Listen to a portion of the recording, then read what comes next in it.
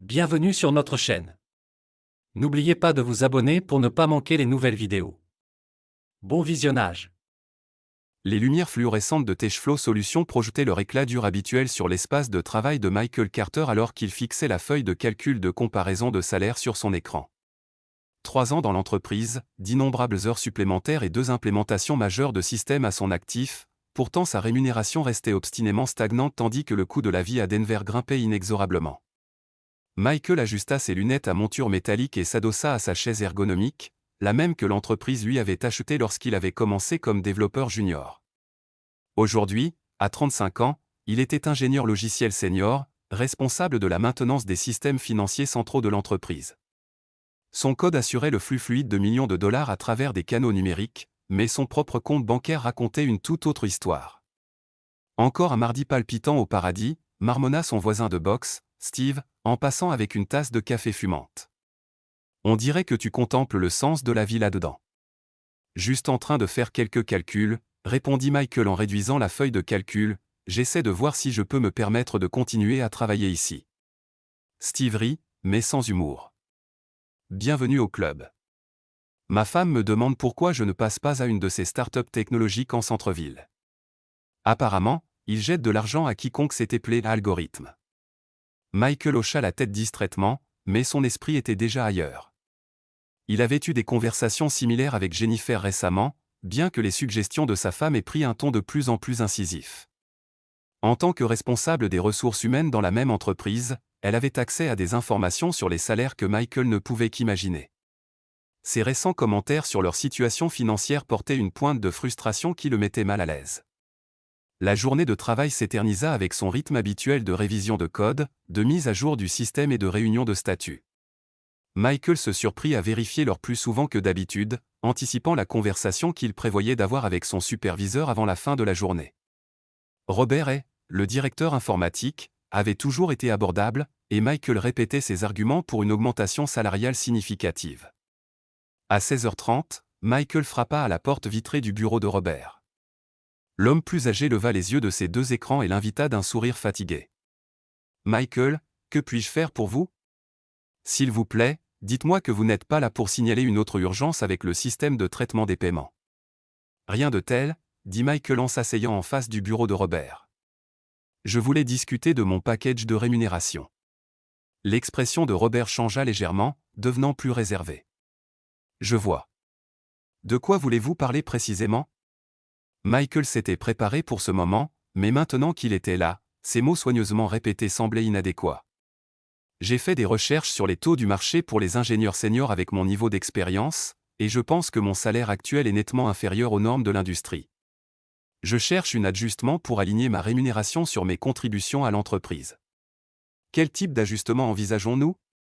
60%, dit Michael, s'efforçant de garder une voix stable. Les sourcils de Robert se haussèrent. C'est substantiel, Michael. Je comprends votre position et je reconnais la valeur que vous apportez à l'équipe, mais 60%, c'est hors de question compte tenu des contraintes budgétaires actuelles. J'ai documenté mes contributions au cours des 3 dernières années, poursuivit Michael en faisant glisser un dossier sur le bureau. Les systèmes financiers que j'ai conçus et maintenus ont épargné à l'entreprise des centaines de milliers de dollars en failles de sécurité potentielles et en temps d'arrêt. La nouvelle passerelle de paiement à elle seule a augmenté l'efficacité des transactions de 30%. Robert ouvrit le dossier et parcourut les documents, l'air pensif mais inchangé. C'est un travail impressionnant, Michael, vraiment. Mais vous devez comprendre le contexte plus large. Le conseil d'administration a imposé des limites strictes sur les augmentations de salaire à l'échelle de l'entreprise.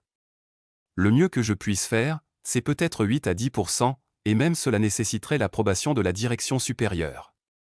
Le rejet frappa Michael plus fort qu'il ne l'avait prévu. Il savait que c'était ambitieux, mais une partie de lui espérait que son bilan parlerait de lui-même. Je vois. Eh bien, j'apprécie votre honnêteté. Écoutez, je ne veux pas vous perdre, dit Robert en se penchant en avant. Vous êtes l'un de nos employés les plus précieux.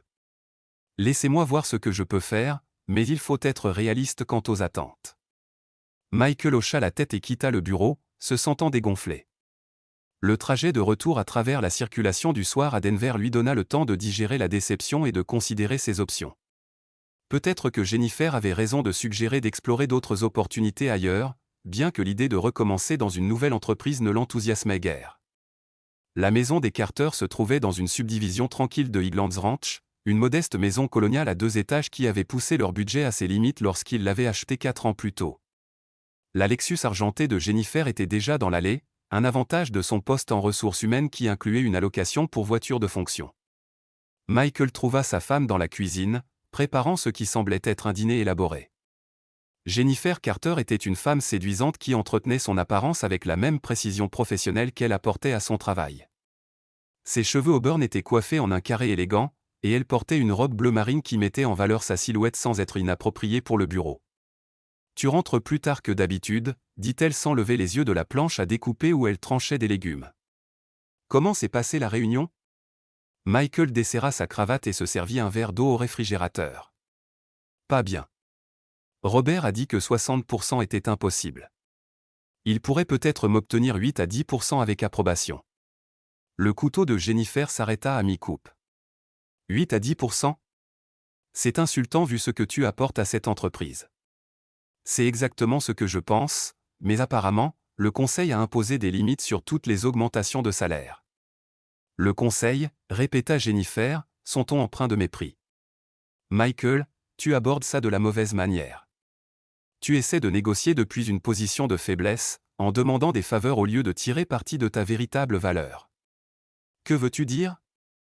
Jennifer posa le couteau et se tourna vers lui, ses yeux verts affichant une expression calculatrice que Michael avait vue auparavant dans ses discussions liées au travail, mais jamais dirigée contre lui.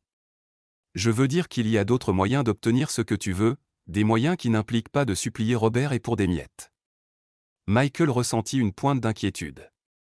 Comme quoi ? J'ai des connexions dans l'entreprise que tu n'as pas, des gens qui peuvent influencer des décisions affectant ta carrière. La voix de Jennifer avait pris une qualité différente, plus professionnelle et légèrement détachée. La question est de savoir si tu es sérieux à propos d'avancer ou si tu te contentes de continuer à jouer selon des règles qui ne fonctionnent clairement pas en ta faveur. Bien sûr que je suis sérieux. De quelle connexion parles-tu ? Jennifer s'approcha, son expression devenant plus intense. Il y a des gens à des postes de réel pouvoir, des gens qui contrôlent les budgets et prennent des décisions sur le personnel qui vont bien au-delà de l'autorité de Robert. Ce sont des gens qui comprennent la valeur du bénéfice mutuel et ne sont pas limités par la bureaucratie corporative. La manière dont elle parlait de ces individus sans nom mettait Michael de plus en plus mal à l'aise. Jennifer, tu es très vague. Si tu connais des gens qui peuvent t'aider, pourquoi n'en as-tu pas parlé avant ? Parce que cela exige un certain niveau d'engagement de ta part, une volonté de sortir de ta zone de confort et de t'engager avec les réalités de la manière dont les affaires fonctionnent réellement au niveau exécutif. Michael étudia le visage de sa femme, cherchant un indice sur la direction que prenait cette conversation. « Qu'est-ce que tu proposes exactement ?» Jennifer sourit, mais ce n'était pas l'expression chaleureuse qu'il était habitué à voir. Ce sourire était contrôlé, presque prédateur. Je propose que tu me laisses organiser une réunion avec 3 individus spécifiques qui ont le pouvoir d'approuver ton augmentation de salaire. Mais ce ne sera pas une réunion d'affaires traditionnelle. Que veux-tu dire ? Ce sont des hommes qui apprécient les arrangements non conventionnels. Ils sont réussis, puissants, et ils attendent certaines considérations en échange de leur influence. La voix de Jennifer s'était réduite à presque un murmure. Ils s'attendraient à ce que tu les laisses passer une soirée avec moi. En échange, ton augmentation de salaire serait approuvée dans la semaine. Les mots frappèrent Michael comme un coup physique. Pendant un instant, il ne put assimiler ce que sa femme avait réellement dit. La cuisine sembla soudain trop petite, trop chaude, et il se retrouva à gripper le bord du comptoir pour se stabiliser. Tu parles de... Commença-t-il, puis s'arrêta, incapable de finir la phrase. Je parle d'un arrangement d'affaires. 3 hommes de ton choix, une soirée, et tu obtiens tout ce pour quoi tu as travaillé.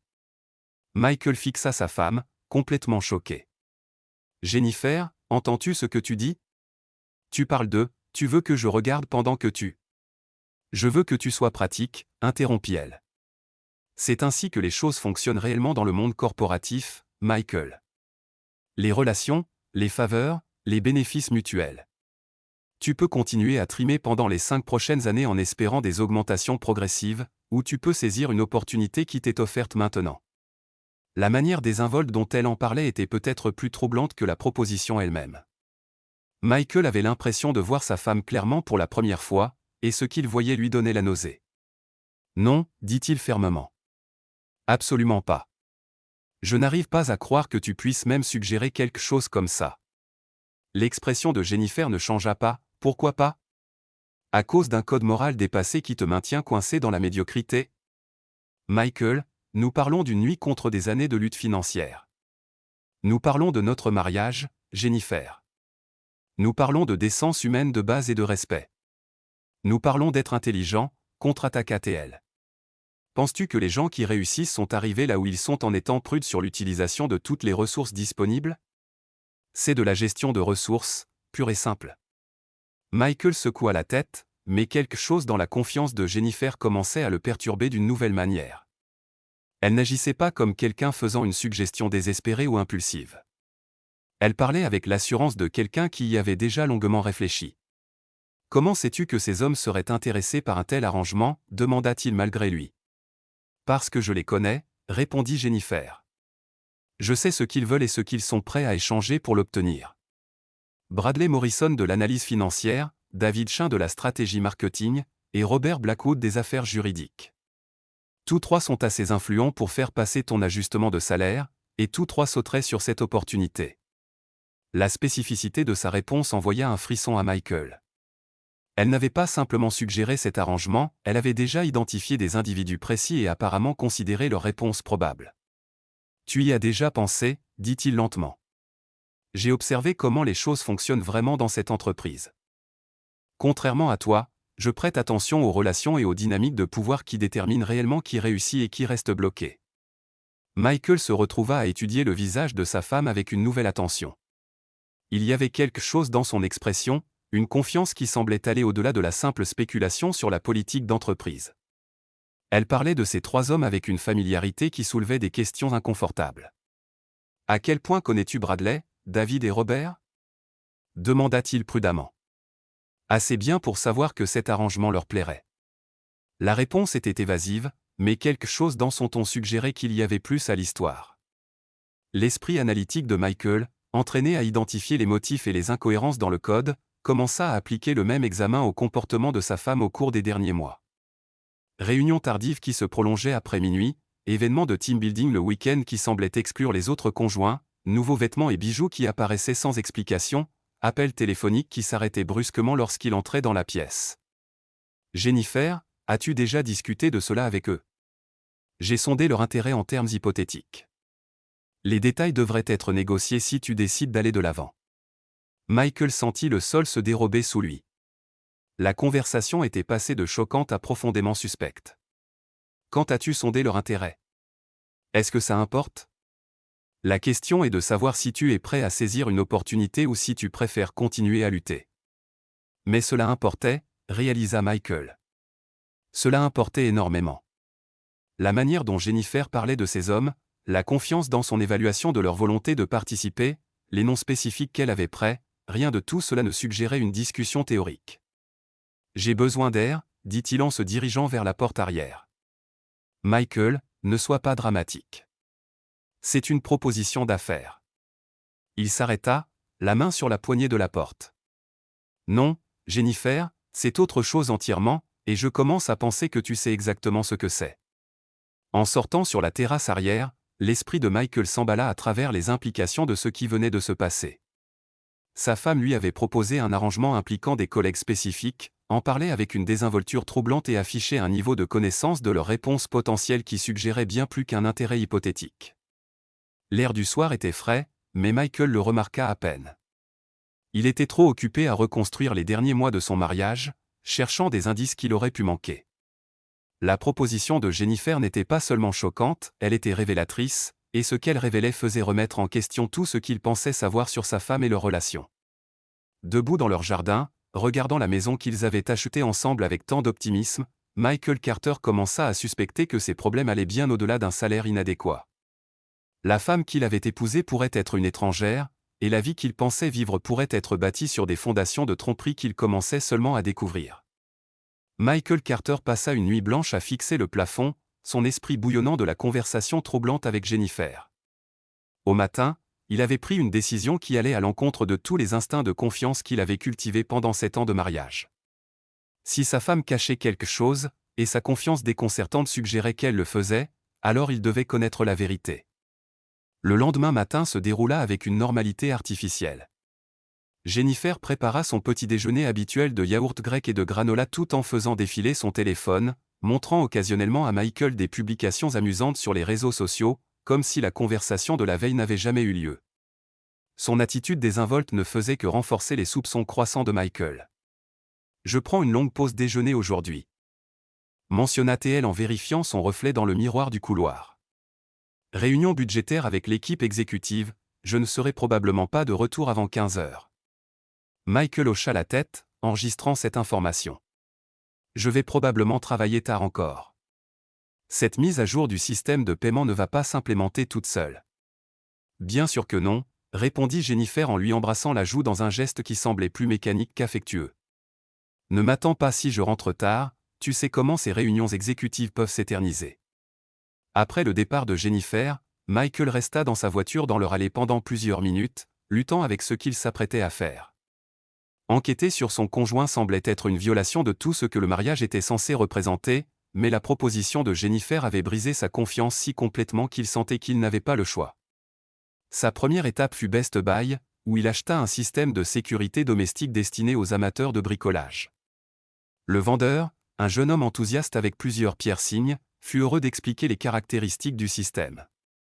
Ces caméras sont idéales pour la tranquillité d'esprit, expliqua-t-il en démontrant les unités sans fil.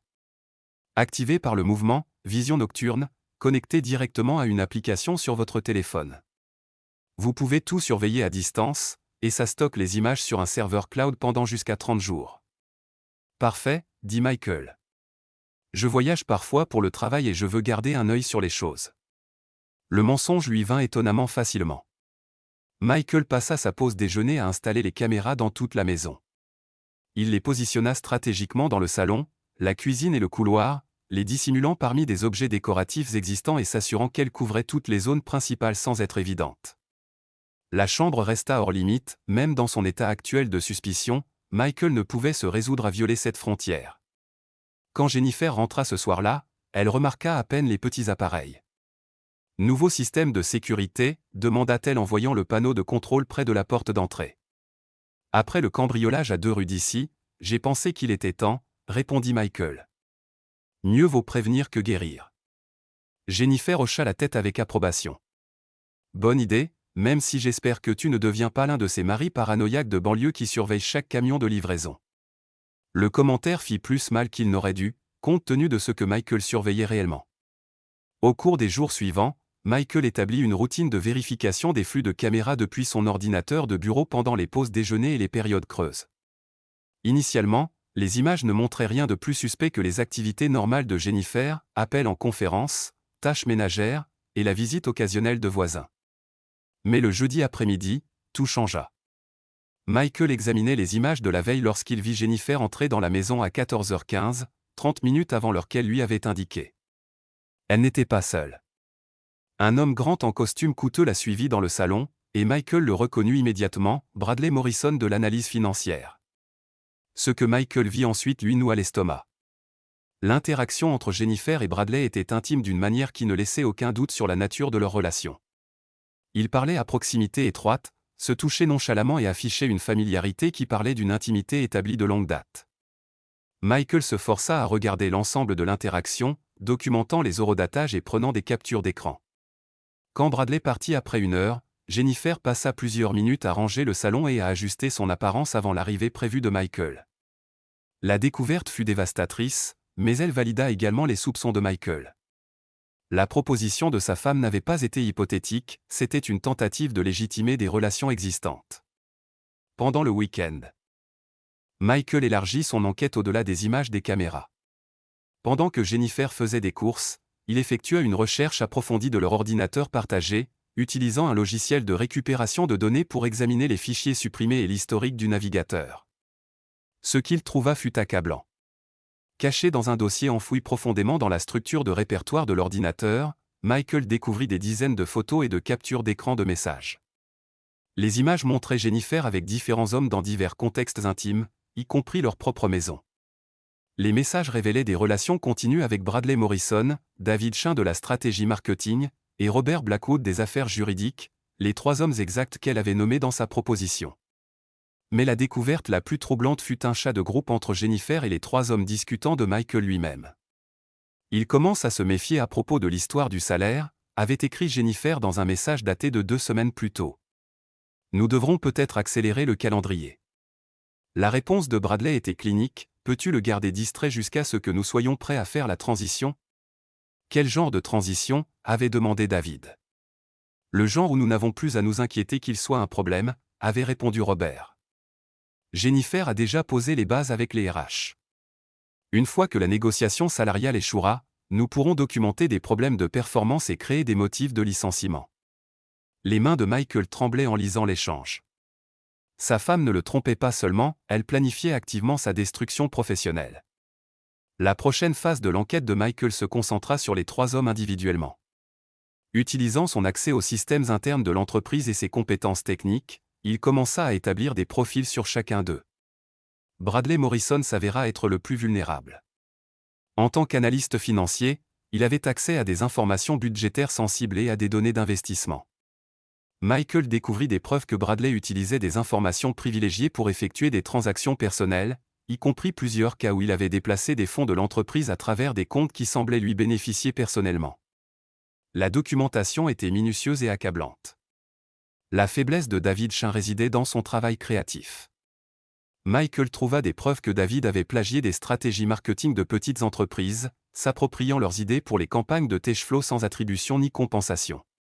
Plusieurs des campagnes les plus célébrées de David étaient des copies directes de travaux réalisés par des entreprises qui n'avaient jamais été créditées.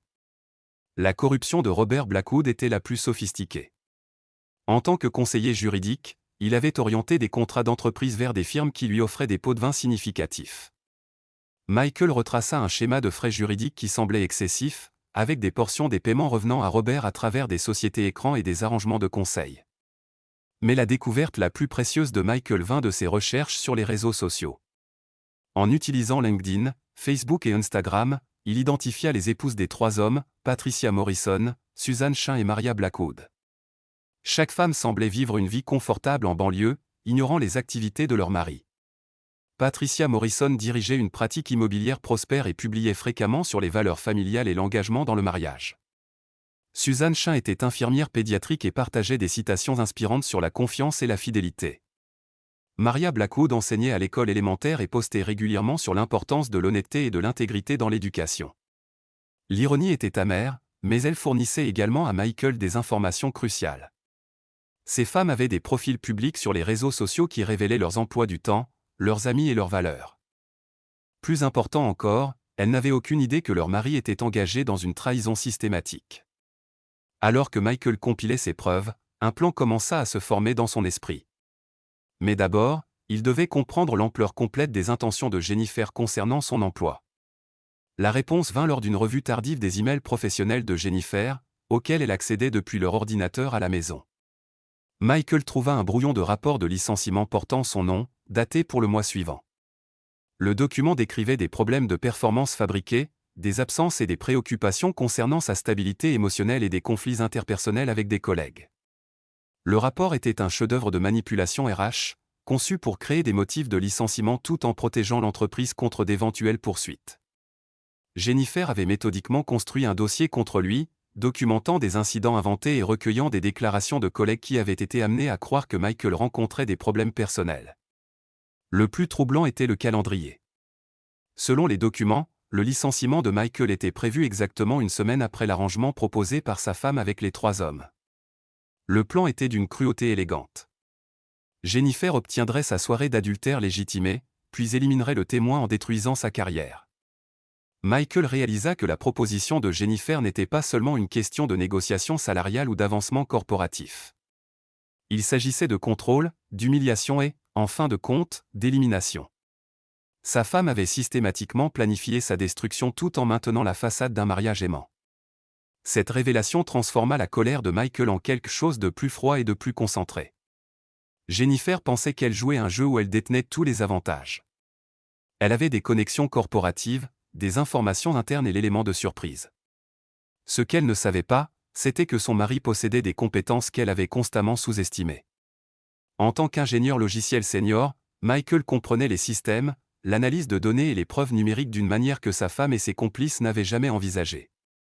Plus important encore, il comprenait comment identifier les vulnérabilités et les exploiter systématiquement. Pendant le week-end, Michael fit des copies de toutes ces preuves, les stockant dans plusieurs emplacements sécurisés. Il documenta tout, les images des caméras, les irrégularités financières, les preuves de plagiat, les schémas de corruption et, plus important encore, le complot pour détruire sa carrière. Dimanche soir, Michael avait compilé des dossiers complets sur Bradley Morrison, David Chain et Robert Blackwood. Il avait identifié leurs épouses, leurs emplois du temps, leurs vulnérabilités et leurs crimes. Plus crucial encore, il avait découvert le calendrier de son propre assassinat professionnel. Jennifer avait commis une erreur cruciale dans sa planification, elle avait sous-estimé l'homme qu'elle trahissait. Michael Carter était peut-être un mari confiant, mais il était aussi un analyste systématique qui abordait les problèmes avec une précision méthodique. Alors qu'il était assis dans son bureau à domicile, entouré de preuves imprimées et de fichiers numériques, Michael réalisa que sa femme lui avait involontairement fourni tout ce dont il avait besoin pour détruire non seulement ses plans soigneusement élaborés, mais aussi la vie de tous ceux impliqués dans le complot.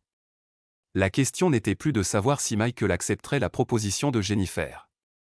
La question était de savoir à quel point il pouvait démanteler le réseau de trahison que sa femme avait construit autour de lui. Jennifer pensait qu'elle lui offrait un choix entre l'humiliation et la sécurité financière. Ce qu'elle ne réalisait pas, c'était qu'elle lui avait en réalité donné les outils et la motivation pour orchestrer la revanche la plus complète qu'aucun d'eux ne pourrait imaginer. Michael Carter avait toujours été un homme patient, mais la patience combinée à une expertise technique et une colère justifiée créait une combinaison dangereuse. Sa femme et ses complices allaient bientôt découvrir que l'ingénieur discret qu'ils avaient ignoré était capable de jouer leur jeu bien mieux qu'ils ne le pourraient jamais. La chasse à la vérité était terminée. Maintenant venait le temps de la justice. Michael Carter avait toujours cru que la vengeance était un plat qui se mangeait froid, bien qu'il n'ait jamais imaginé être celui qui préparerait un tel repas. Alors qu'il était assis face à Jennifer à leur table de petit déjeuner le lundi matin, il s'émerveilla de la facilité avec laquelle sa femme maintenait son masque de normalité domestique tout en orchestrant sa destruction professionnelle. « J'ai réfléchi à ta proposition, dit-il calmement, coupant son toast avec une précision délibérée. Jennifer leva les yeux de son téléphone, son expression soigneusement neutre. « Oh, et quelle conclusion as-tu atteinte ? J'accepte tes conditions. » Michael rencontra ses yeux directement. Bradley Morrison, David Chain et Robert Blackwood. Ce sont mes choix. Pendant un bref instant, la composure de Jennifer vacilla. Une lueur de surprise traversa ses traits avant qu'elle ne retrouve son attitude professionnelle. Je vois. C'est pratique de ta part. Quand envisages-tu cela ? Vendredi soir conviendrait bien. Je peux m'arranger pour qu'il soit disponible vers 19h.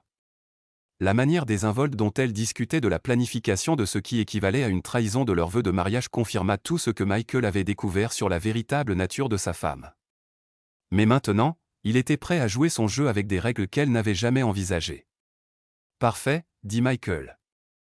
Assure-toi d'être à la maison tôt ce jour-là. » Au cours des 4 jours suivants, Michael exécuta le plan le plus complexe qu'il ait jamais conçu. Son expérience technique lui avait appris l'importance de la préparation, des tests et de la mise en place de multiples systèmes de secours. Cette situation nécessiterait toutes ses compétences. Sa première tâche fut de contacter les épouses des 3 hommes. Michael passa la soirée de mardi à rédiger des messages soigneusement formulés via les réseaux sociaux, se présentant comme un collègue de leur mari organisant un événement de reconnaissance surprise pour l'équipe de direction de l'entreprise. Patricia Morrison, la femme de Bradley, répondit avec enthousiasme à son message LinkedIn. Quelle merveilleuse idée! Bradley travaille si dur, et il reçoit rarement la reconnaissance qu'il mérite. J'adorerais participer à toute célébration que vous planifiez. Suzanne Chain se montra tout aussi réceptive lorsque Michael la contacta via Facebook.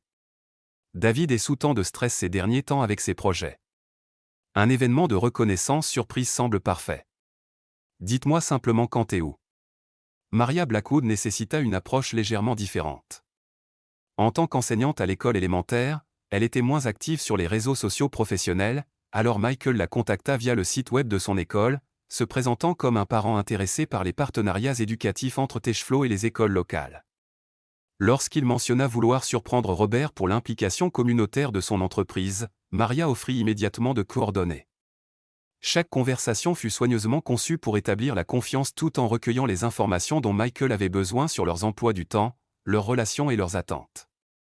D'ici jeudi, il avait confirmé que les 3 femmes seraient disponibles vendredi soir et enthousiastes à l'idée de participer à ce qu'elles pensaient être une célébration des réalisations professionnelles de leur mari. La deuxième phase du plan de Michael impliquait son expertise technique. Utilisant son accès administratif au système de l'entreprise, il compila des dossiers de preuves complets pour chacun des 3 hommes. Les irrégularités financières de Bradley furent documentées avec des relevés bancaires, des enregistrements de transactions et des rapports budgétaires internes qui montraient des schémas clairs de délits d'initiés et de détournement de fonds.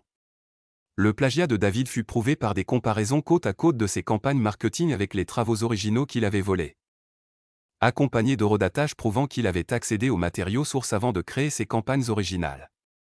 La corruption de Robert fut la plus complexe à documenter, mais Michael avait retracé la piste des pots de vin à travers des sociétés écrans et des arrangements de conseil qui violaient à la fois l'éthique juridique et la politique de l'entreprise. Mais le coup de maître de Michael fut sa préparation du dossier de preuve de Jennifer. Utilisant les images des caméras, les communications numériques récupérées et le calendrier documenté de son complot contre lui, il créa une présentation qui ne laissait aucune place au déni ou à la manipulation. Jeudi soir, alors que Jennifer finalisait les arrangements pour son événement planifié, Michael fit ses propres préparatifs finaux. Il avait loué une unité de stockage où il avait déplacé ses effets personnels les plus importants, ouvert un nouveau compte bancaire et consulté discrètement un avocat spécialisé dans les divorces impliquant adultère et inconduite corporative. « Tout est prêt pour demain », demanda Jennifer alors qu'il se préparait à se coucher, son ton portant une nuance d'anticipation qui faisait frissonner Michael. « Tout est exactement comme il se doit », répondit-il, en toute vérité.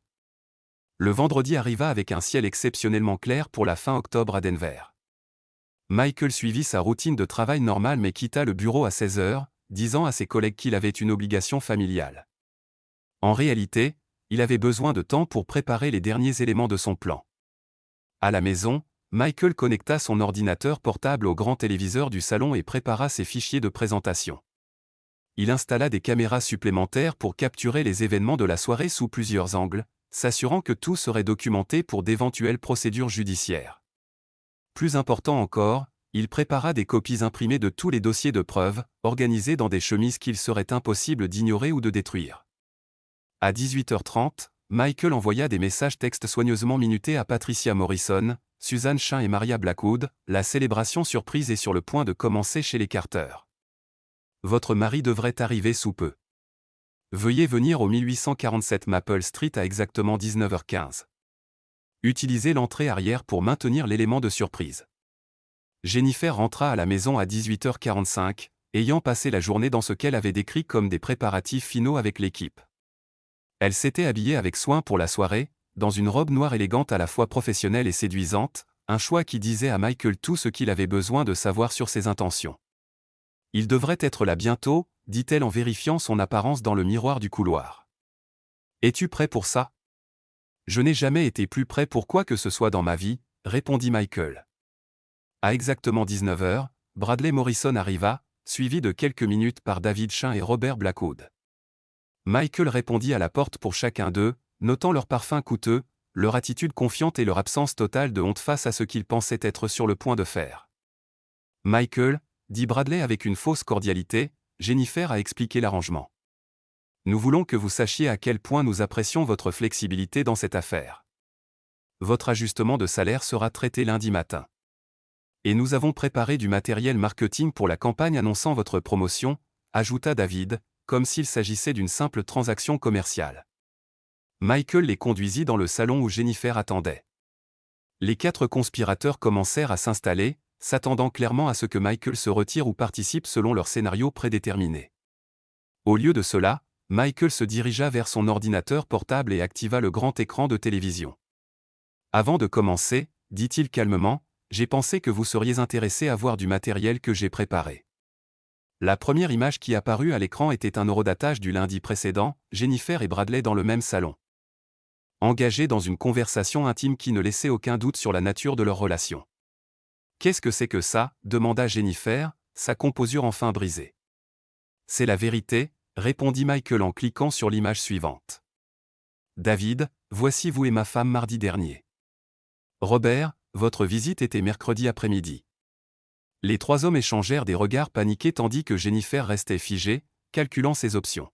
« Vous voyez, poursuivit Michael, j'ai mené ma propre enquête au cours de la dernière semaine, et ce que j'ai découvert est assez fascinant. » La présentation continua avec les preuves des inconduites professionnelles de chaque homme.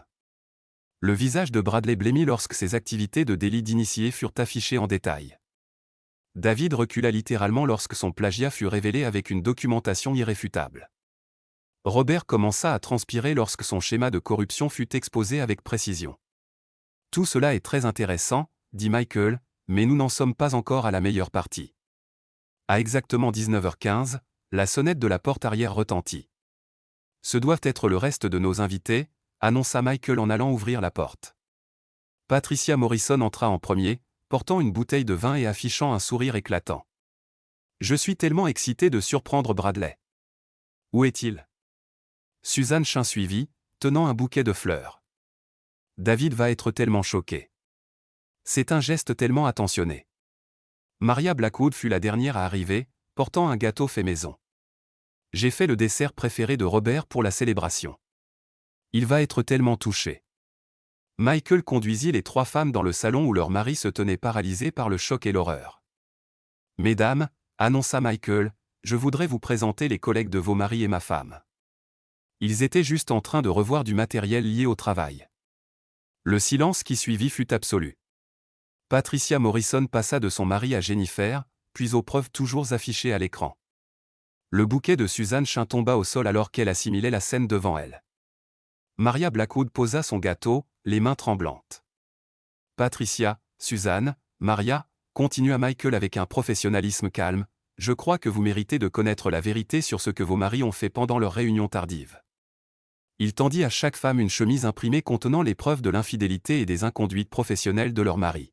« Vous trouverez une documentation détaillée de leur relation avec ma femme ainsi que des preuves de violations criminelles et éthiques graves dans leur conduite professionnelle. » Patricia Morrison ouvrit sa chemise en premier, son regard d'agent immobilier parcourant rapidement les documents financiers prouvant les crimes de son mari. « Bradley, » murmura-t-elle, « qu'as-tu fait ?» Suzanne Chin fixait les photographies de son mari avec Jennifer. « 23 ans de mariage, » dit-elle doucement. « 23 ans. » Maria Blackwood était devenue complètement pâle en lisant sur la corruption de Robert. « Tu vas en prison, » dit-elle à son mari d'un ton factuel, celui de quelqu'un qui venait de calculer l'inévitable. Jennifer retrouva enfin sa voix. « Michael, c'est insensé. Tu ne peux pas juste. »« Je ne peux pas juste quoi ?» interrompit Michael. « Documenter la vérité ? Fournir des preuves de crime ? Informer ces femmes que leurs maris sont des criminels et des adultères ? En fait, non seulement je peux le faire, mais j'ai une obligation morale de le faire. » Bradley Morrison tenta de reprendre le contrôle de la situation. « Michael, discutons de cela rationnellement. Il n'est pas nécessaire d'impliquer qui que ce soit d'autre dans ce qui équivaut à un malentendu. » Un malentendu ? La voix de Patricia Morrison s'élevait. « Tu appelles un vol systématique et un adultère un malentendu ?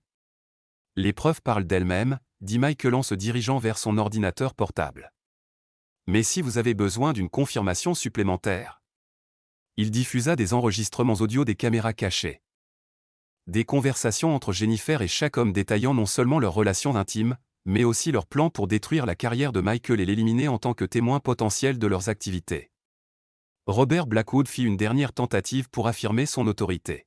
« Michael, vous faites une grave erreur. Avez-vous une idée du genre de problème juridique que vous vous créez ? » « En fait, oui, » répondit Michael en produisant une autre chemise.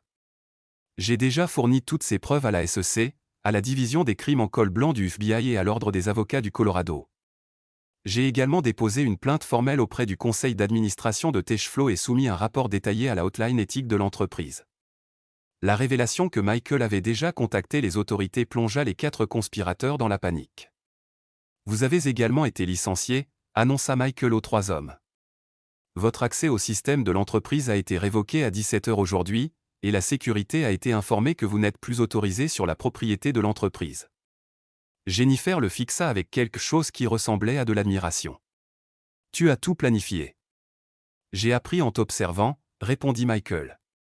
La différence est que mon plan était conçu pour révéler la vérité plutôt que de la cacher. Au cours de l'heure suivante, les vies soigneusement construites des 4 conspirateurs commencèrent à s'effondrer en temps réel. Patricia Morrison appela son avocat depuis le salon, entamant une procédure de divorce sur le champ. Suzanne Chin contacta sa banque pour geler les comptes conjoints. Maria Blackwood appela la police pour signaler les activités criminelles de son mari. Les 3 hommes tentèrent diverses stratégies, déni, marchandage, menaces, et enfin supplications désespérées pour la clémence. Rien de tout cela n'avait d'importance. Michael avait tout documenté trop minutieusement, et leurs épouses avaient vu trop de preuves pour être influencées par une manipulation émotionnelle. Jennifer, confrontée à la destruction complète de ses plans et de ses relations, tenta une dernière manœuvre. Michael, nous pouvons surmonter cela. Conseils matrimoniaux, un nouveau départ, tout ce que tu veux. Ce que je veux, dit Michael calmement, c'est un divorce. J'ai déjà déposé les documents. Tu seras notifié lundi matin, ainsi que ton avis de licenciement de Techflow. 6 mois plus tard, Michael Carter était assis dans le bureau de son nouvel employeur, une start-up technologique en pleine croissance à Boulder. Son salaire était exactement 60% plus élevé que son poste précédent, obtenu par une négociation légitime et une expertise prouvée plutôt que par la corruption et le chantage. Les nouvelles du scandale Techflow avaient fait les gros titres dans la communauté des affaires de Denver. Bradley Morrison purgeait 18 mois de prison fédérale pour délit d'initié. David Chin avait été poursuivi par plusieurs entreprises pour violation de droits d'auteur et travaillait actuellement dans un centre d'appel tout en payant des règlements. Robert Blackwood avait été radié du barreau et faisait face à de multiples accusations criminelles pour corruption. Jennifer avait été licenciée de Techflow et avait du mal à trouver un nouvel emploi dans les RH compte tenu de la publicité entourant son rôle dans le complot. Le divorce avait été finalisé rapidement, Michael recevant la majorité de leurs actifs communs en raison de l'inconduite documentée de Jennifer. Alors que Michael examinait le code du système de sécurité de sa nouvelle entreprise, il réfléchissait aux leçons de l'année passée. Il avait appris que la confiance, une fois brisée, ne pouvait jamais être pleinement réparée. Mais il avait aussi appris que l'intelligence, la préparation et la clarté morale étaient des outils puissants pour obtenir justice. Son téléphone vibra avec un texto de sa nouvelle petite amie, Sarah, une ingénieure logicielle qu'il avait rencontrée lors d'une conférence professionnelle. « Dîner ce soir ? J'ai trouvé un nouveau restaurant qui fait des pâtes incroyables. » Michael sourit et répondit, « Ça semble parfait.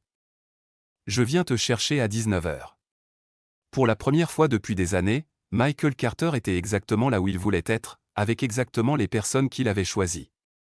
Le prix de la trahison avait été payé en entier, et les comptes étaient enfin équilibrés. Michael Carter se tenait sur le balcon de son nouvel appartement au centre-ville de Denver, regardant les lumières de la ville s'allumer alors que la soirée s'installait sur les montagnes. La vue depuis le 32e étage était spectaculaire, bien loin de la maison de banlieue qu'il avait autrefois partagée avec Jennifer. Cet appartement était son choix, son accomplissement, gagné par un travail honnête et une planification minutieuse. Techflow Solutions avait fermé ses portes 8 mois après le scandale. L'entreprise ne s'était jamais remise du désastre de relations publiques et des enquêtes fédérales subséquentes. Michael ne ressentait aucune satisfaction dans la disparition de l'entreprise, trop d'employés innocents avaient souffert des conséquences des actions de ses anciens collègues.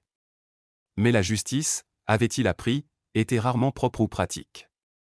Sarah émergea de la cuisine, portant 2 verres de vin, sa bague de fiançailles captant la lumière de la ville en contrebas. Ils étaient ensemble depuis 18 mois maintenant, construisant une relation fondée sur l'honnêteté et le respect mutuel, des concepts qui semblaient révolutionnaires après son mariage avec Jennifer. Le traiteur a tout confirmé pour samedi, dit-elle en s'installant dans la chaise à côté de lui. Tes parents arrivent jeudi, et ma sœur sera là vendredi matin. Leur mariage serait petit, intime, avec uniquement des personnes qui se souciaient réellement de leur bonheur. Michael avait appris à valoriser l'authenticité plutôt que les apparences, la substance plutôt que le spectacle. Son téléphone vibra avec une alerte de nouvelles, Bradley Morrison avait été libéré de prison fédérale et travaillait dans l'atelier de réparation automobile de son frère dans le Wyoming. David Chin avait déposé le bilan après avoir perdu son dernier procès pour violation de droits d'auteur. Robert Blackwood purgeait encore sa peine pour corruption, avec 2 années supplémentaires à venir. Jennifer s'était installée à Phoenix, où elle travaillait comme assistante administrative pour une petite clinique médicale. Ses tentatives de contacter Michael avaient cessé après que son avocat lui informait que toute communication violerait leur accord de divorce. Elle était devenue une mise en garde dans les cercles professionnels de Denver, son nom synonyme de trahison corporative. Des regrets ? Demanda Sarah, remarquant son expression pensive. Michael considéra la question sérieusement. Il y a 2 ans, il était un homme différent, confiant, naïf, prêt à ignorer les signaux d'alarme au nom de la loyauté maritale. Les événements qui avaient suivi l'avaient changé fondamentalement, le forçant à affronter des vérités inconfortables sur la nature humaine et sa propre capacité à penser stratégiquement. Aucun regret sur la manière dont cela s'est terminé, dit-il enfin. Seulement sur le temps qu'il m'a fallu pour voir la vérité. Sarah tendit la main vers la sienne, son contact chaleureux et rassurant. Parfois, nous devons perdre tout ce que nous pensions vouloir pour trouver ce dont nous avons réellement besoin. Michael sourit, sentant le poids du passé se mettre à sa juste place, reconnu mais ne le définissant plus. Demain apporterait de nouveaux défis, de nouvelles opportunités et de nouveaux choix. Mais ce soir, assis à côté de la femme qu'il aimait et dans la vie qu'il avait construite à partir des cendres de la trahison, Michael Carter était exactement là où il devait être. Le passé lui avait enseigné des leçons précieuses sur la tromperie et la justice. L'avenir serait écrit avec la sagesse acquise par l'expérience et partagée avec quelqu'un qui méritait sa confiance. La justice, réfléchit Michael, ne consistait pas seulement à punir. Il s'agissait de créer un espace pour que de meilleures choses puissent grandir. Merci de regarder et n'oubliez pas de vous abonner pour ne pas manquer les nouvelles histoires.